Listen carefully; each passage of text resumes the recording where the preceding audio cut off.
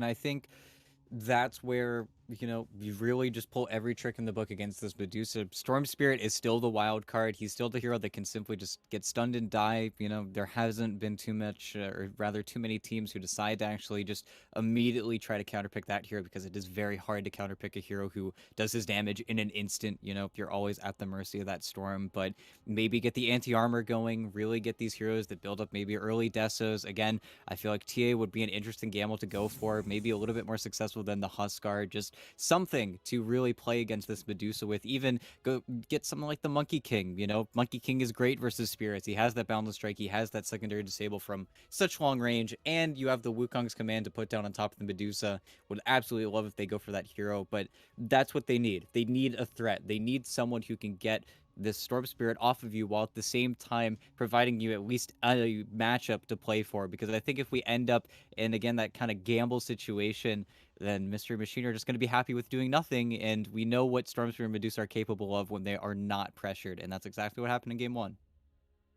Yeah, they they did not apply any significant pressure, and it was just kind of a casual stroll through that first game for Double King and High Shaggy. So see what's up here change wise as they close out the phase 2 bans on the Mystery Machine side with the removal of the Huskar. So they were able to deal with it last time as okay, goodbye cameras. That's neat. Um Try and get those back up as quickly as possible. Hey. uh Hey. Discord just decided that it didn't want to cooperate today. So apologies, folks. You can still see the draft, but you can't see our faces. I'll get us back up in just a second. That was funky. Don't worry, there's nothing to see here.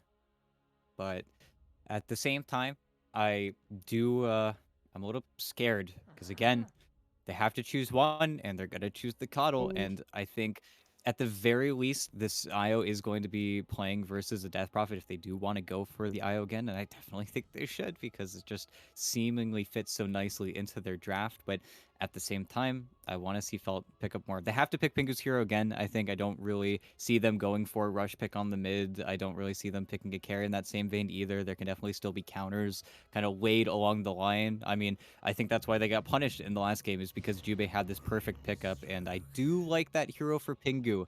He's got spells in his hands now. He's got aggressive spells. He's got an Inkswell to put on his axe when he goes in here. Not to mention, this will now buff up Solji's damage just a little bit more. I like this movement a little bit. I like this a lot, but at the same time, we have to see him get to that late stage. We have to see how this Death Prophet now slots in because I feel like that is most likely going to be. Uh, I want to say Pingu's hero, but at the same time, it's Death Prophet Grimstroke. Someone's got to take the Death Prophet, and I don't think it's going to be Zor. yeah. It'll be interesting to see exactly how they swing that. Like you said, the Grimstroke just feels like such a just better pick really across the board in terms of being able to do things. The support duo in that last game didn't really have many opportunities. A lot of that was because they were sort of playing from behind throughout the second half, but I'd like to see something more proactive, something that can at least have the potential to play aggressively. So interesting adjustments being made now from Felt, and now on the Mystery Machine side of things, how do they want to do this? Because the IO's still there. They could just really keep running it. Yeah, keep running it back with the same strat. Yeah, it really is. What do they want to pick save wise now? Of course, they could double down. Don't know if we're gonna see the Tusk yet again here. I think a lot of things do change, at least for those heroes that they should be considering, just because the silence is definitely a different threat that they're gonna have to contend with. Of course, you have the Scarf silence in game one, but it's where the Death Prophet's AoE silence is just a little bit more difficult to go around in those team fights. But ooh, that's Okay. an interesting one. Malik Burgos maybe trying to style on us a little bit here. And I mean, DP and Grimstroke spells are your A list, but you certainly don't want any axe spells. That's the one sore spot I think of this game. But nice, nifty little pickup there. And it's very hard to lose lanes with the Rubik. Rubik is just a very, very stable hero. This does, however, mean, at least it should mean, that this is going to be an Island Medusa lane. And we do have that problem that we saw Mystery Machine very nicely fix in game one. Now I think they're going to have to sit in their lanes, though.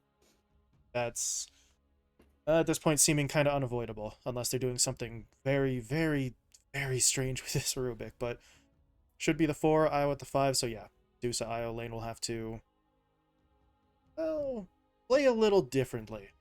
But I don't know. The Rubik pick is still very interesting to me. Like you said, you don't want to take anything from the axe. You don't really get too much out of that, but so much utility that the Rubik can now bring to the table.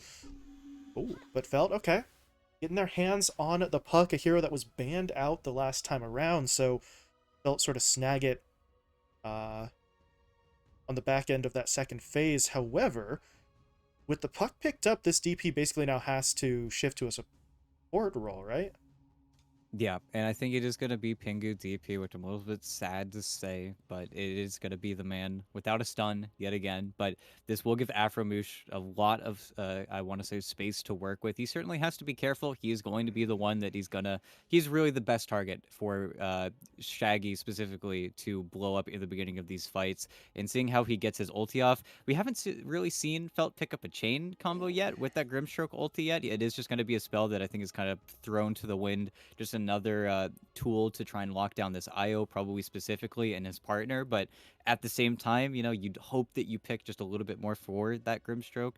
But I guess we'll have to see him their last overall choice here. But I think the puck is going to give Shinra a little bit more to play with. I think they were just really at the whims of Shaggy. And we'll have to see yet again, Felt, they've got a very tight timing. They've got very tight things to play around. They've got the coil. They're going to have to use that coil many, many times. It's the same situation, and I'm a little bit sad to see them in this spot again where they need to kill Mystery Machine over and over and over like clockwork. They need to continuously close off the map, find these nice picks, and again, they are item based. Puck is the only hero on their team that is, I want to say, more level based, but Axe needs his Vanguard, he needs his Blink. Hopefully he gets it a little bit sooner just so you feel that power spike, but they need to play off each other, I think, just a little bit more in this game. And I'd love them to have an answer if they do have to go late game. Don't want to say like maybe they pick a Morphling or something, even though I feel like that could be an option. But they need to, I think, make that hard choice where do they double down again, like they did with the Huskar, try to get something that's going to allow them onto these towers and onto Roche a little bit easier, or do you say, well, we need a backup plan? Basically, if this is going to be the do nothing game of Dota, we're going to look for our wins in the team fights and then hope for the best with Soldier just farming on the other side of the map. But the problem is, a couple of those options already got taken away, right? Mystery Machine Mm-hmm. banned away the PL, banned away the TB. So, uh, last time we were in a similar situation, I sort of talked about the Naga Siren being maybe less ideal, but something that can play that role. Is that a hero that they can afford to look at here as Mystery Machine get the Venomancer, presumably for their offlane? I'm I'm so sad. This is just how Mystery Machine has have decided. They're just the annoying guys now. I mean, they're just going to pick as obnoxious heroes as possible. Not even the strongest lane, I hazard to say either, but it's going to be very difficult to play with lane wise. They're going to have to wait now for a while. Extremely weak versus the puck. They have no stuns. They've got literally two stuns on Mystery Machine's side to play around for these fights, but it's the simple walk at you strategy where they're just gonna try and defend their towers. Oh, And I like this pick. That's a little bit of agency, and that is your hey, if we're not gonna do anything, might as well have a battle for your carry farming on the other side of the map. I like this choice from Felt a lot. yeah, that just feels like you're giving Solji a hero this time around that just can do that damage compared to the Emperor Spirit he was on the last time around, where it kind of felt like he had just been stuck between two roles and wasn't really able to play either one of them as well as they wanted.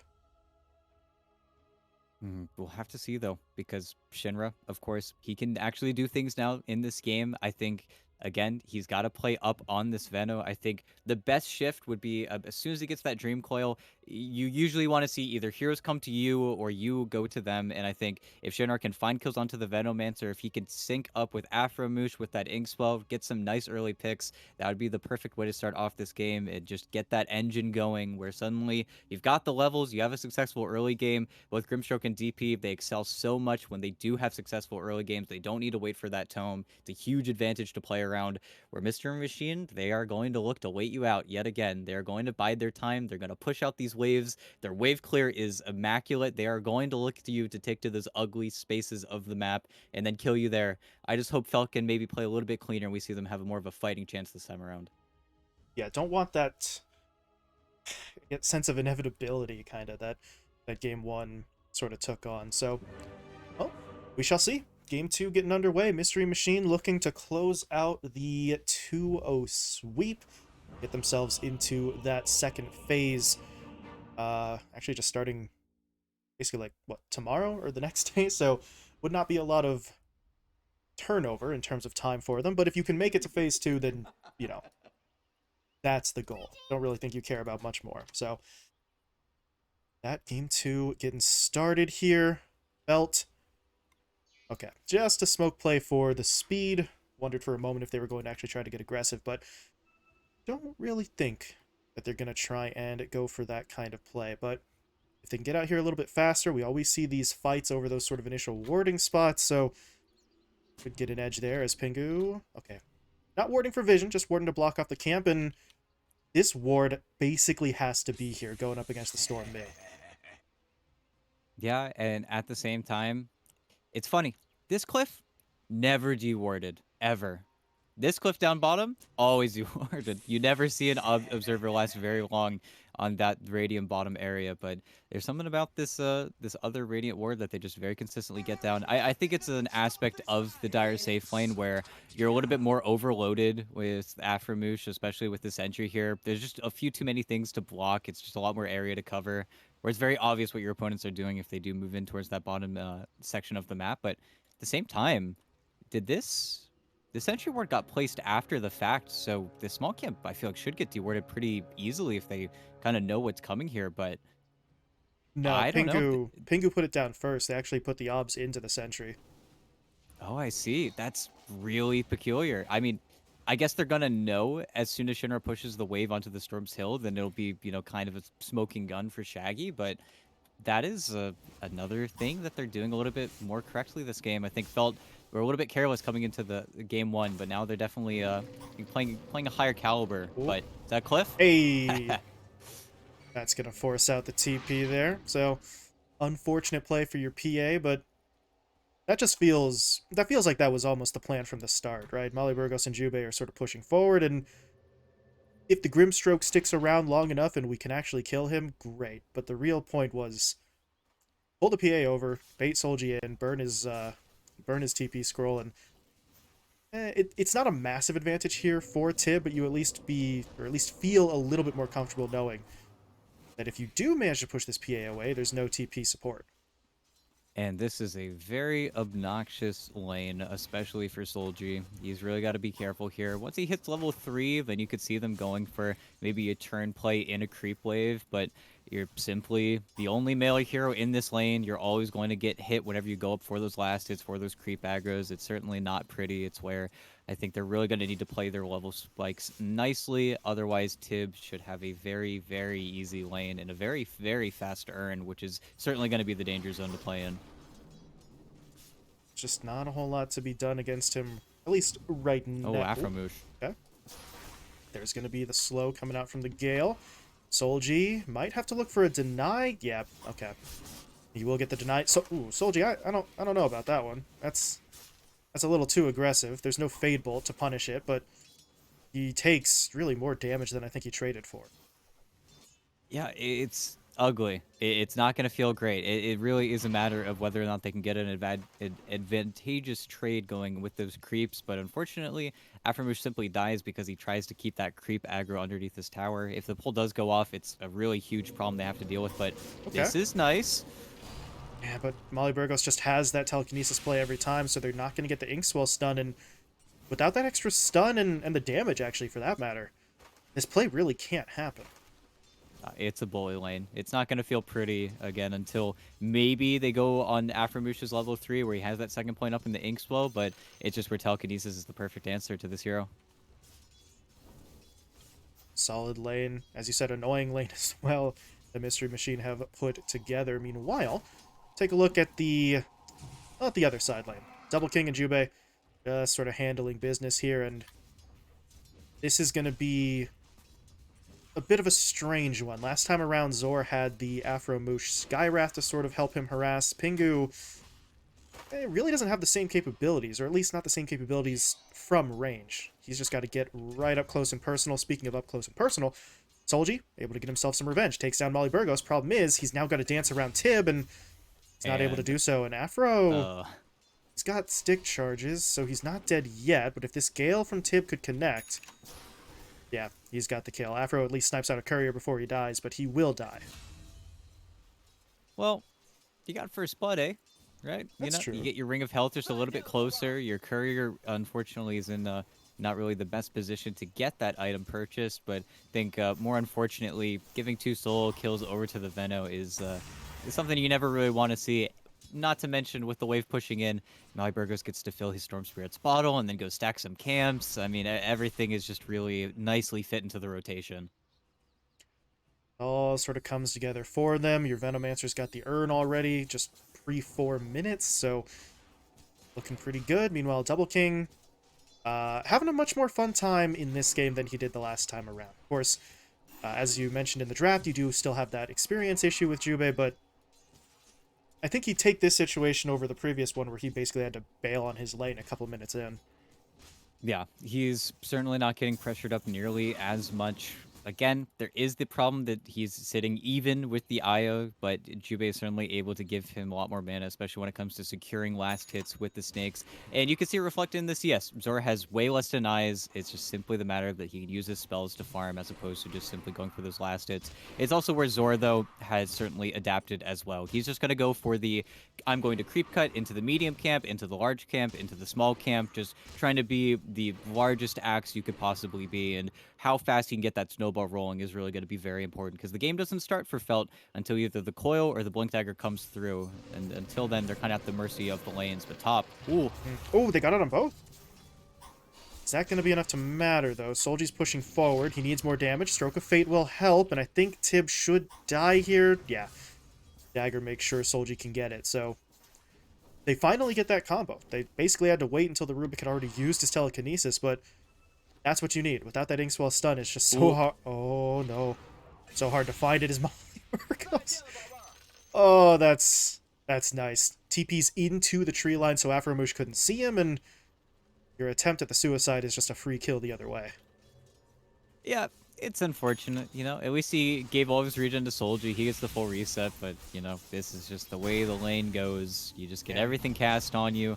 He'd love to TP to the tower right now, but unfortunately, it's just not in the cards here. He's got 19 stick. He should be able to blink. There we go. Wow. A lot of patience shown by Solji. Didn't really have a choice because he had to wait for either the creep wave or Afromush, but this is some nerve-wracking situations for your PA in a lane where you kind of were just... Ooh. They Kind of broke just him out, maybe Burgos, hoping. but they didn't see him.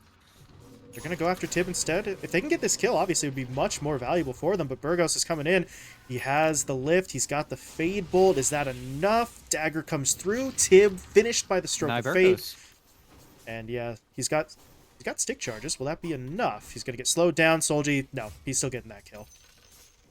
And then in mid, oh my goodness. Rotation in. Dream Coil dropped. Pingu trying to help out with the extra damage, but Shaggy's just able to zip away. That was the absolute last of his mana, though, so he still has to take a trip back to the fountain. I thought for a moment there was an outside chance that Shinra jumps to that orb, but not going to happen. But Shinra now has a little bit more to work with in this lane now. He's kept even with Shaggy in terms of the last hit count pretty much the whole way through, so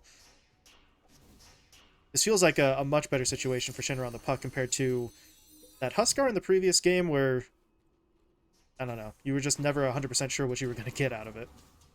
Yeah, no, he has a lot of confidence, and I think also reflected in the lanes because it's not feeling nearly as free. A lot of that time and mana is spent with Shaggy just stuck mid, and he is finally going to make the rotation top, and this should surely be a free kill onto Afromush, but coming 7 minutes into the game as opposed to that 4 and 6 minute timing, it certainly matters, and it has given this PA a lot more XP. Now, does he keep it going? I think he does, and he knows there's no coil, so it's going to be a little bit of an ugly TP in from anyone from Felt. Solji's trying to keep himself up. He's doing a pretty damn good job of it, but Molly Burgos is able to get that final right click in, but now Zora TP's in, gets the taunt, connecting, but Zora doesn't have a whole lot of HP. He's going to get pulled in by the Vortex. Tibbs now throwing out the ult, and this is just going to really, really fall apart. Pingu's dead. Molly Burgos might die to the Grim if he can get maybe a Stroke of Fate off here. Wait a second, but oh no. They saw him the whole time. They'll get the silence down. Tib has to be a little careful in his positioning, but Molly Burgos comes in with the telekinesis into the Fade Bolt, and Afromush gets taken down as well. That's 4 kills. in this top lane. Actually, that's 5, because your Grimstroke dies twice. Yeah, and they really, I don't want to say they ruined what they were doing, but by fighting into this 3-man, into the Venom wards, into really a lot of that Storm Spirit's mana pool directly, they completely delocate their bottom lane. They make it almost impossible for the Axe to go back there. They give Double King a ton of soul XP. Jubei takes over mid, and they get 4 kills. Meanwhile, the Puck is just not batting an eye because he doesn't have his ulti, he doesn't have enough mana, and he's looking for his Witchblade. And he does surge to the top of that net worth, but man, that is just a terrible turn of events.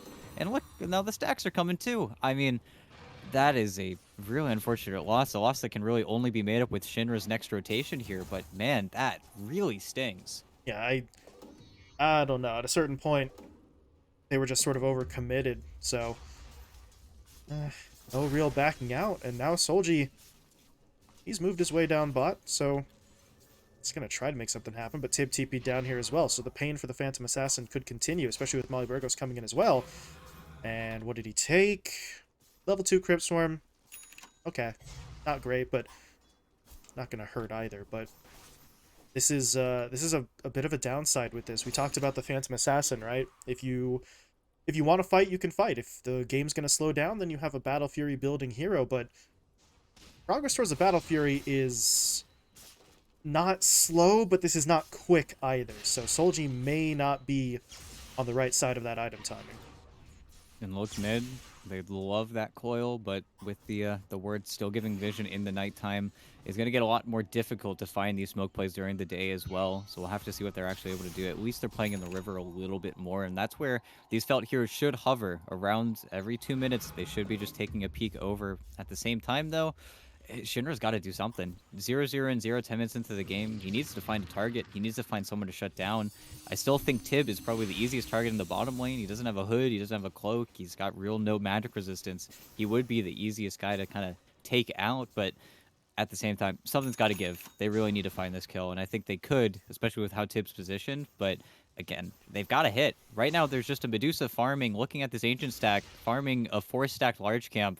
There is not nearly enough pressure yet again.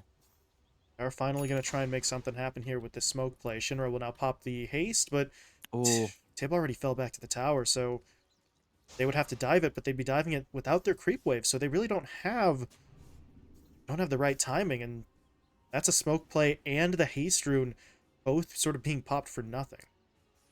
and this is a nice kind of redirect in the mid lane if they could get Molly Burgos, but with the Illusory Orb, not only is he scouting out the ramps, but with this creep wave all the way up to the tower with the cart showing, I just feel like Mystery Machine are way too aware of kind of what's going on in this game. And again, they're setting up, they're doing things, but look at bottom. Okay. Smart play from Whiffed on the Solji. jump. Well, that Soulbind doesn't latch to much of anything, and Shaggy's just gonna walk away. Afromoosh, I like the confidence.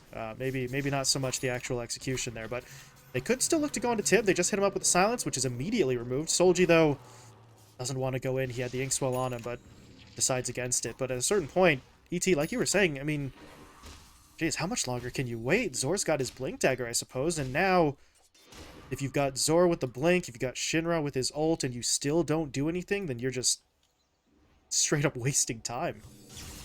Not to mention, they've got the ulti, and okay, Shaggy's certainly fighting here, but with the Illusion Rune, he doesn't want to use the coil, but I feel like he might just try something with backup, but I mean... Okay. Snaps the coil. Nice silence, though. Jubei, actually, he already started the relocate, so he is still going to pull him out. And, well, okay, maybe they can get Molly Burgos here. They will be... No, they won't. The neutral gets it instead. This is terrible. Felt have lost everything, and now Pinku might just get picked off, even with his XO up. Shaggy doesn't really care. He's got the IO behind him. He's just going to keep zipping forward. There's going to be the Vortex looking for the kill. Zor, meanwhile, trying to get in with the Inkswell stun. They're not going to connect. Now Zor, too far forward. He'll be picked off as well. Shaggy sees Afromoosh on the backline. He's looking for that kill, too. It's a double now for the Storm. Needs some mana. Gets it from Jubei. And Solji is too late to the party, and at this point, he just needs to get out. Oh, okay, not getting out. Trying to turn on to Jubei. This is risky, though. Here comes Double King and Tib. And Solji, he's got the Spirit Vessel debuff on him. Now he gets pulled in by the Vortex. They're going to pick him off as well. It's a triple kill for Shaggy. And if you're Felt, it's just time to cut your losses. Just They can't do any more here as they lose the tower on top of it. I mean, that's their DP ulti. That's another, I want to say, a loser up given over to Mali Burgos. And I mean, they're just making it work. If they get that kill into Shaggy, those 3 follow-up kills just simply don't happen. Veno can't sit there. He can't afford to stick around, but the Illusion Rune just ruins everything. Just another stroke of luck for Storm Spirits rewarded playing in the river, and this is not the early game felt we're looking for. They were looking for an easy way onto these tier 1s with this DP5. Bottom tower still stands. They still don't really find their easy kill onto these very weak targets early on. Now this first batch of items is getting made. Aether lenses. You have the full Spirit Vessel, but Tib is looking towards that Hood of Defiance. And then suddenly these heroes that should be easy free picks are just getting built up. Not to mention, Jupe being around for all these kills, he's really not that far behind XP-wise. He's sitting pretty, and anytime Soldier is showing on the map, he's just not able to walk up to these waves at all. There's just been no real easy farm for him, and it's really going to be not the worst timing on his B Fury, but it certainly is not the most impactful. Not to mention, you look over at Double King, he's completely fine. He's happy as a clam. He's got his point booster, working towards that Scotty, and then what? And then how do you actually take the fight without your BKB having at least something to match him? This is where it always gets into the nightmare scenario, and the point I always like to bring up when you take a Battle Fury hero, you always need to walk that fine line between the Battle Fury being a luxury versus a necessity. Solji is well over that line. It is no longer a nice thing to have the Battle Fury. It is a requirement, and like you said, the timing's not going to be terrible, but once you have it, you still have to keep farming. Battle Fury is not an item that really gets you going. It's just buying a farming item so that you can continue to farm, and now he is actually going to have to walk over to that shop to get the final piece of it. Yeah, and I'm just kind of watching, seeing these heroes hover around this area. Pingu getting a lot of these deer wards, though. This is very important. It would have been much worse if I think MM got a little bit more crafty with their vision. They got the lane wards dewarded. They got the high ground taken away from them. So now there isn't a great area for them to smoke back to, but at the same time, a game of nothing is always going to favor the team with the Aya, with the Medusa. And at the very least, Double King is certainly taking over the same space that Shaggy was before, but at the same time, I don't think they're bothered in the slightest. Felt are still the ones that need to find that pick, and they certainly can still get these kills. Specifically, if Shinra can start the engagement by finding the IO, really, I think, coiling him, taking him out, then they can give space for Zora to find that jump. But I think that's where Shinra just hasn't done anything yet. He hasn't gotten that impact. He still hasn't touched a hero yet, technically. We just haven't seen that fight really spell out where he can actually kind of spread his wings, where at the same time, I'm just looking at the cores and their net worth on Radiant. It just gets higher and higher and higher, and Shaggy's gonna have a BKB this time around in tow for the coil, so he's not your target.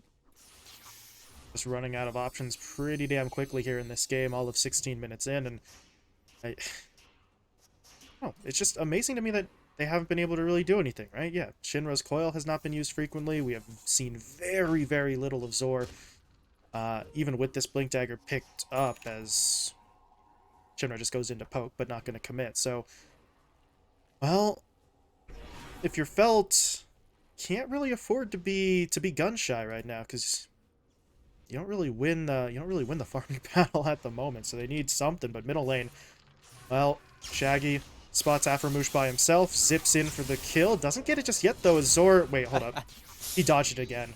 Just like in Game 1, he dodges the taunt. Aframoosh falls. Zor is the one who is kind of trapped between heroes now, and Shaggy's just going to pick up both of those kills. Solji, not really sure that you gained much by showing up to that fight. He throws one dagger, but then quickly realizes he can't actually engage.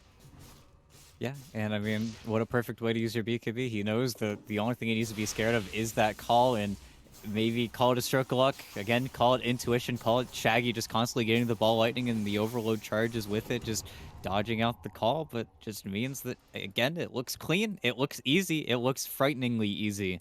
And now, finally, with the heroes rotating down, Tib, who's been pestering this bottom tower and just trading farm with Pingu, might actually get some real damage here. Not to mention it's going to be in deny range pretty soon. But this also encroaches on Solji, who is just getting gone on, and he needs help. He needs someone. There's not enough backup. And by not enough, there's actually just no backup. No one is here. Pingu pops the ult and tries to get in, but not going to help. Zor, though, 3-man taunt connects. That's going to be enough for them to take down Tib. And they actually relocated out with the rest of the lineup. So Molly Burgos is now kind of stuck here by himself, but he's not making this easy, and here comes the Storm. He's zipping back in, and he wants to clean up. Pingu dead. Afromoosh goes down as well. Zor snuck in for some sort of return kill.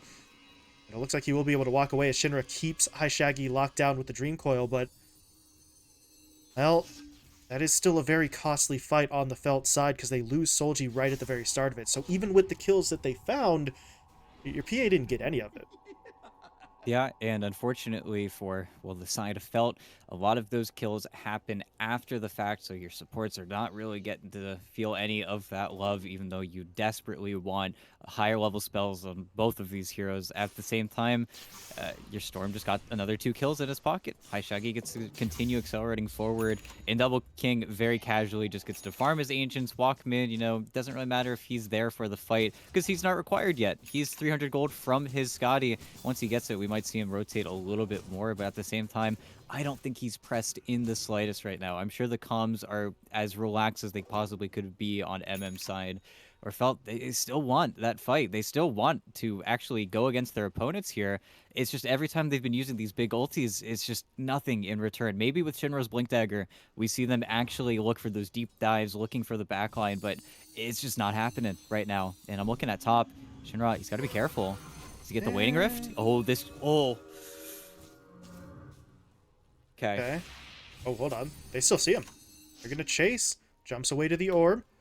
Now he should be fine. Okay. TP gets him away. Meanwhile, Shaggy spots out a hero farming in the jungle. It's Zor all by his lonesome. He'll try to TP away, but Shaggy's got too much damage beyond godlike now, just 20 minutes in at 11-0 on this Storm Spirit. So, at this point, Shaggy's kind of out of control. I don't really know if Felt can do anything to deal with him for maybe 5 to 10 more minutes, but ET, they might not even have that much time. This is a Roche attempt coming in right now, and Mystery Machine should just be able to take it pretty easily. Yeah, it's free. I genuinely wonder, should probably give it to Shaggy. Yeah, and they do. I mean, giving any hero that godlike streak's a pretty great way to throw, but at the same time, look at bottom. He can totally do this. Glimmer Cave does come through, and it will get a little bit awkward for him to stick on this kill, but Sentry's placed. Jubei? Do they have any lockdown? Anything? Ooh. Did not have the Vortex. Meanwhile, Shinra, okay. That's a decision. Tries to go on Molly Burgos by himself, and he is going to pay for it. Silence comes through. Spirit Vessel on him. He'll try to jump away to the orb. Not dead yet. I think he might just get out of here. Tib can't catch up, so...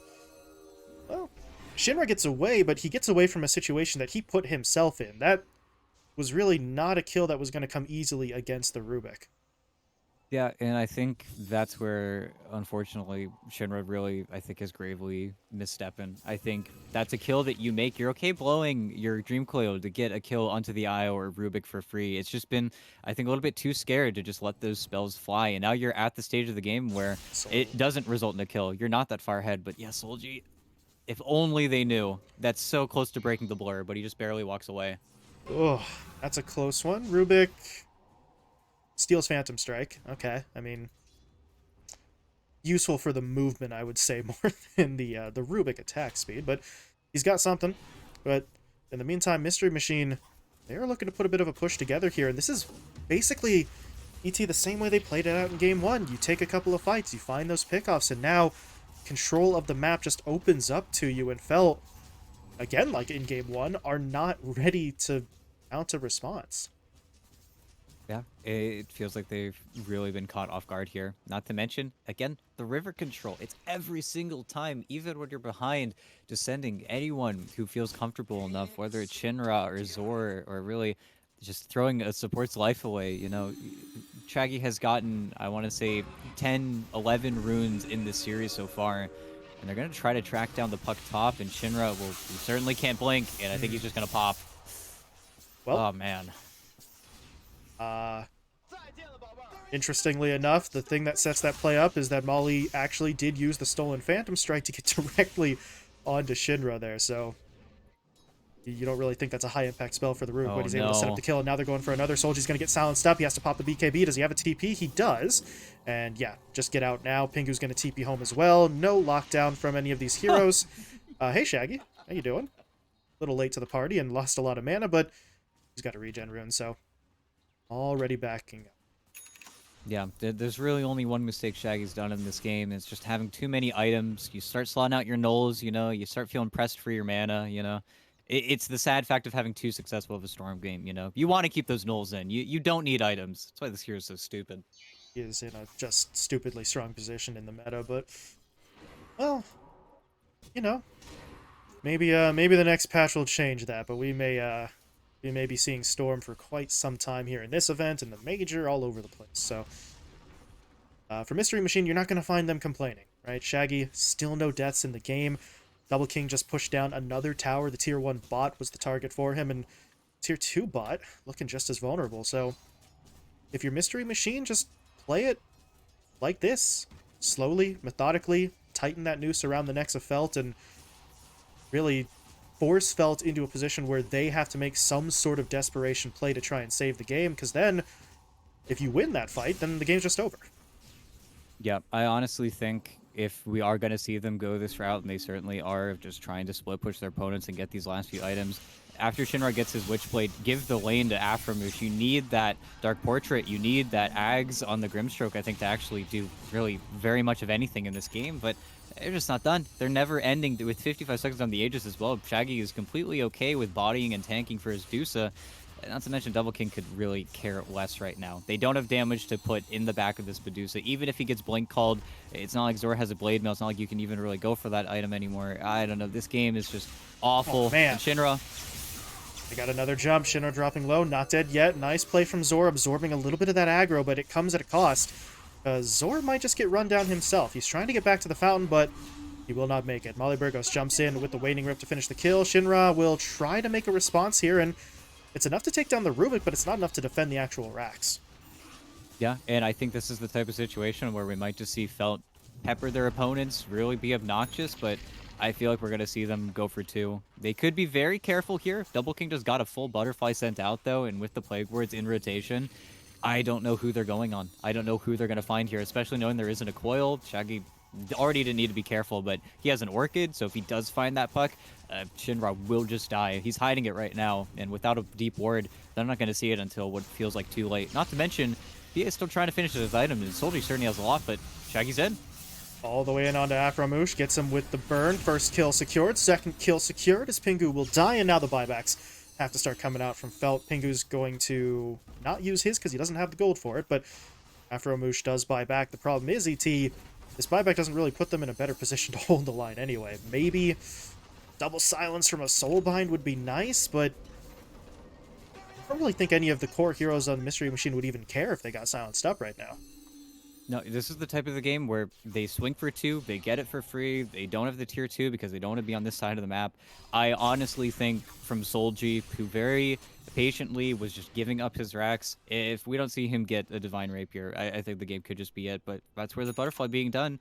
He's going to have to go for this MKB, and that is the last item Solji will buy in this game. Unless they win that fight, there's just no more hope. They need to do something to disrupt MM's rhythm. They need to find the backline. They need to get on Jubei. They need to find, honestly, Bally Burgos and Tib at the same time as well. They just need to stop their opponents. They just have such a free time. We've just not seen any pickoffs in a very pickoff-oriented lineup from Felt, who want to keep those advantageous fights going for so long. I feel like why they go for the puck in the draft is because they want that chaos creator. If this push gets all the way towards that top racks, though, I genuinely don't know how they hold. This is everything on the MKB, an MKB that Solji doesn't have yet either. So we could see the tier 3 just to get the picture-perfect situation, and I don't even know if then it's going to be enough.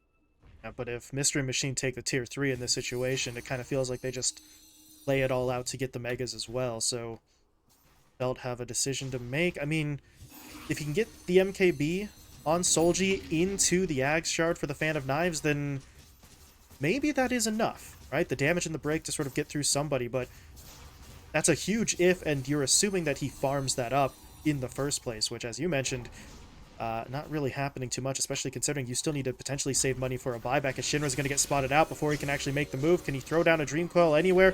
Solji... Okay, Solji actually went for the shard first to try and get some damage in here, but I'm just not sure this is going to be enough. Look at Zor. He gets caught out by the Stone Gaze, locked down immediately. Zor dead with no buyback. Solji will be falling as well. Buyback comes out from the Phantom Assassin, but this fight's already falling apart. They're going to lose Pingu. Double King gets all 3 of those kills.